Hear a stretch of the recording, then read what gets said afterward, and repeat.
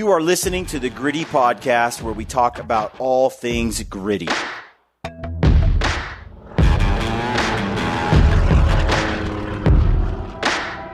right, folks, welcome to the Gritty Podcast. I'm your host, Brian Call, and I got Brad Hunt behind the camera. He's going to step in front of the camera here in a minute, but we're out here shooting our bows. We thought we'd do a quick rundown of our bow setups right now. He and I, in about 3 to 4 weeks, we'll be hunting late January, probably, KUIU deer with bows. And we wanted to go over the setup that we've got right now. It's the same setup I used this year. I went on a mule deer hunt with Pedro Ampuero, late season, open country. It was a pretty sweet hunt in Canada. And went on a Missouri whitetail hunt with Mark Livesey. And Mark shot a beautiful buck. I got an old buck. Shot a couple of does with the bow as well. Made 3 perfect shots. You can't say the same thing about Mark Livesey. Just going to throw Mark under the bus. It was a good shot. It was good enough. But what I liked about my bow, I'm going to talk about that. But Brad and I, as we prepare for this KUIU deer hunt ahead of us, they're small critters. They're fast moving. It's open desert. So we wanted to sort of update the bow a little bit, get a different arrow rig set up, tune that up, and walk you through that and share that with you as we go.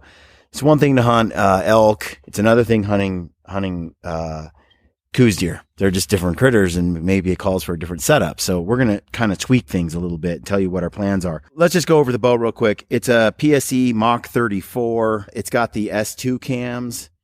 This bow is really fast, which I really like. It's a little more aggressive on the cams, but I like it.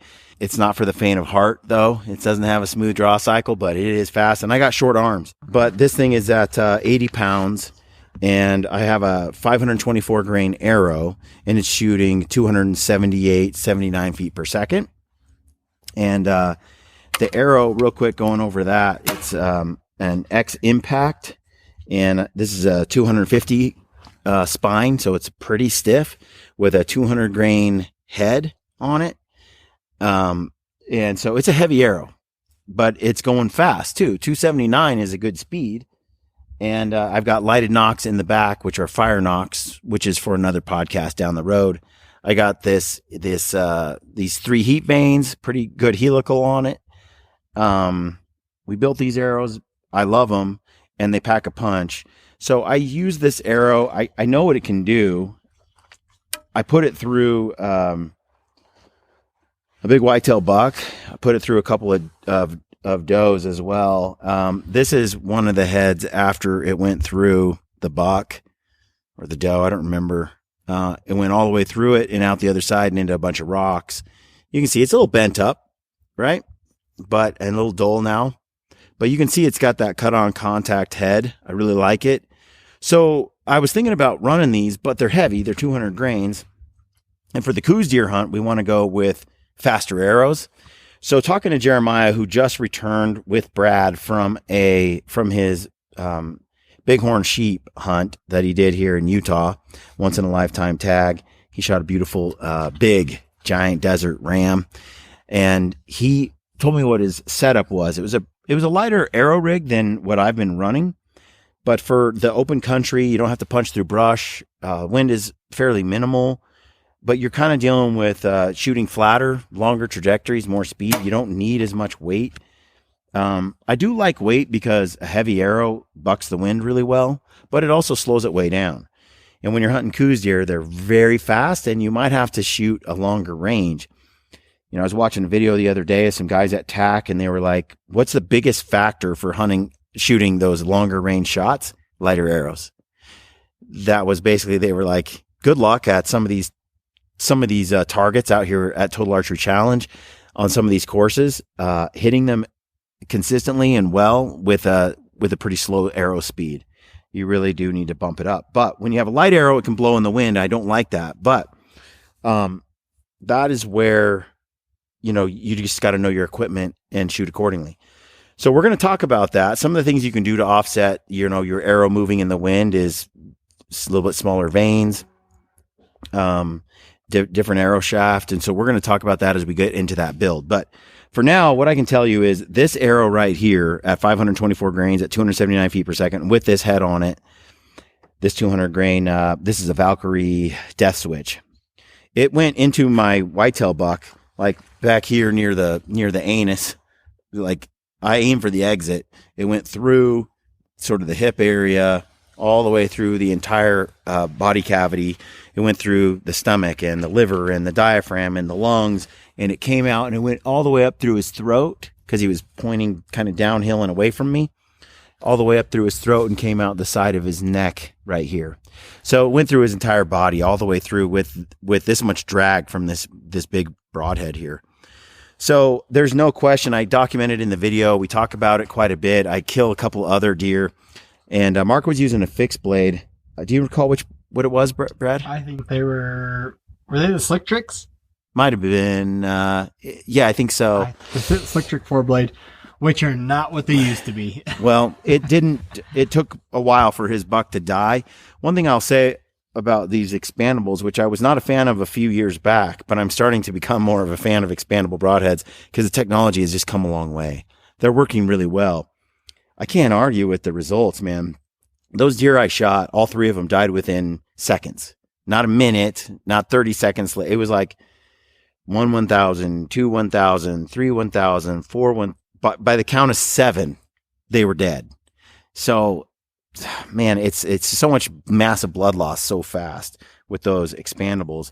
What I like about this particular one and what I like about heads like this is if it didn't open up, you still have this still 3/4 inch or so cutting, which is pretty deadly. But then when you do throw up, these blades come out. And so far, I've hit ribs and lungs and shoulders, and it seems like these stout, heavy blades go through it just fine.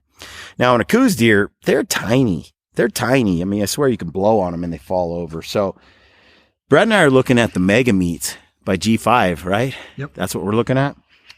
Saw the devastation that head had on Jeremiah's ram. He even said in the podcast we did, if you didn't see it, that it's unbelievable how amazing that broadhead performed. These new mechanicals are pretty phenomenal. Plus, you get the flight that you like pretty easily. The tuning isn't as tricky. They're more forgiving. If you shoot your bow kind of cockeyed or you're torqued or whatever, the fixed blade, it's going to respond accordingly. It's going to launch out of the bow a little bit off. It's going to catch a little wind, plane a little bit. It's not as accurate as or as forgiving, I should say, as the mechanicals. So that said, I mean, you want to get your bow as tuned as you can, but it always helps to have an even more forgiving head. So Brad and I are going to go into the new build and the new heads as soon as we get there. But we're talking about shaving, 100 plus grains off of the current setup. And that's going to take my bow from 278 to probably 300 plus feet per second, 305 maybe. And I want that speed so I can shoot a little further, flatter, and faster. Coues deer are pretty quick, and I'd like that arrow to get there if I shoot a Coues deer. I mean, Ryan told me one time he drew his bow at about 20 yards, stopped the buck, shot, and that buck reacted to the shot. And by the time the arrow hit the buck had spun, and it was a full frontal shot out. Within 20 yards, he had enough speed to flip all the way around from the way he was facing and be turned toward Ryan by the time the arrow struck. Man, that's fast. And so I'd like a fast arrow to get there as soon as possible before that animal can duck or dodge or get out of the way. I want it to be as quiet as possible, but we'll see. So we're working on that arrow build. It's going to be fun. But the rest of the bow, I've got on here right now an option sight, and I love this sight. I have messed around with the UV slider, and I really like that sight. But as I mentioned on that ram episode with Jeremiah, I had a little hard time getting the Peep sight lined up with the housing. And for me, it makes a big difference. So I like the option sight because I can't accidentally, by the way, forget, you can dial your whole sight housing down when they have like a 3-pin or 5-pin slider. And then you can think you're at your 20-yard pin and go fixed and you miss your target, which has happened to me embarrassingly. So I like this because it's kind of fail-proof. When I can't accidentally forget to slide my slider back because it's just a single pin. I also can have single pin accuracy at any range. It's not like 50 and on is is a slider. It's like everything's a slider. So I do like this option sight, and it's bright and low light. It's a great hunting sight. I don't think it's ideal for archery shooting and tack and super long range accuracy and so on, but it is for hunting. It's pretty hard to beat. So I really love that sight. But for Mexico, Brad and I are going to run the Garmin Zero, which is my #1 favorite sight. I mean, once I mastered that sight, I never want to shoot anything else. It's just a matter of legality, which states it is legal in, but wherever it is, I like to use it. So I'll be putting that sight on here for Mexico when we hunt our KUIU. I've got this QAD Rest. I really like it. I like how it's got the capture on it. That works really well. I've used the Hamsky in the past. I like them both. I can shoot them both. I have the Hamsky on one of my other bows. But the more I shoot and the more I'm in a hunting situation, I do really like this a little more for holding the arrow. I did run this in super cold temperatures, freezing, icy rains, and stuff like that to see if the QAD would freeze or fail or cause me a problem in some of those conditions, and it didn't. It's been great. I really like that. It's kind of funny. I did a podcast, QAD, Hamsky, and I kind of leaned toward the Hamsky before. Now I kind of lean toward the QAD. We've converted him, people. I bounce back and forth. I mean, you're kind of splitting hairs. There's a lot of great equipment out there right now. Anyway, that's kind of the overall speed setup and all that. I've got this AOT release holder right here mounted to the bow. As far as equipment that I'm absolutely thrilled with throughout this year, that is #1. Honestly, the AOT release holder, I think, is a game changer. It's been mounted to my bow now for a long time, all season long. I use it at tack. I always know where my release is at all times. It's never something I have to hunt for, figure out, or anything. It locks on. It hasn't fallen off. I'll throw my bow on my shoulder. I'll carry it on a sling. I'll strap it on my pack. It never has. I've never lost my release yet. So it holds on with a magnet, and then it has like a little locking clip that slides in front. The thing has been absolutely remarkable. I love this thing. So the holder has been just a legit piece of equipment. And I've got the Stan thumb button clicker release Onyx. It was given to me by Joel Turner, Iron Mind Shooting, the tool, Joel Turner method of shooting. If you've not heard of Joel or picked up on Joel's stuff, you got to go check it out. He's an incredible teacher when it comes to teaching you how to become a better archer, better rifle hunter, all of it, all shooting. Joel's the master. But yes, this thing right here, it has a little click in it. So when I draw my bow back, I'm at full draw and I start to run the thumb, it clicks. And then I know it's going to shoot just shortly after that. It's just no different than for those of you that have used like a hinge release that has a click in it. You roll it and it clicks, and then a little bit more and it goes off. It's got that little mechanism that warns you that it's about to go off, which I find helps in a million ways. I don't know. I had a long podcast with Joel about this. You can go back and check that out. But I love this release. It's really helped me improve my shooting. I think I can pick up any release and shoot it well because my shooting style isn't release dependent at all. I use the Turner method to shoot. But that said, it's just been an amazing tool. The other thing is the option quiver. You know, I do like the quiver. Like, I like to take my quiver off in the heat of the moment. I like to set it down. If I'm crawling in on a deer, Pedro has his quiver mounted to his hip, and he has this little attachment. And he does a lot of spot and stock, more bow hunting than I have. I'm ramping up my bow hunting this year and next year. You'll see a lot more bow hunting content coming your way because those are the hunts that get me excited. That's why I'm going on this KUIU deer hunt. It's bow. We could bring out rifles, but I just want to do it with a bow. And this quiver right here, what I find handy about it is it shoots well. First of all, it allows me to eliminate stabilizers. It's balanced right here. When I go to shoot my bow, it's real balanced for hunting use. It's accurate, but I can also quickly pull it off, and now it's not getting caught on any brush. The other thing too is I have found that when the wind is a crosswind or just blowing on you, quivers catch wind really bad, and this thing, the wind blows right through it. It can't catch it. There's nothing for it to really catch and push on. So I find I'm able to hold this a lot more steady in a crosswind. I shoot very accurate without the quiver on.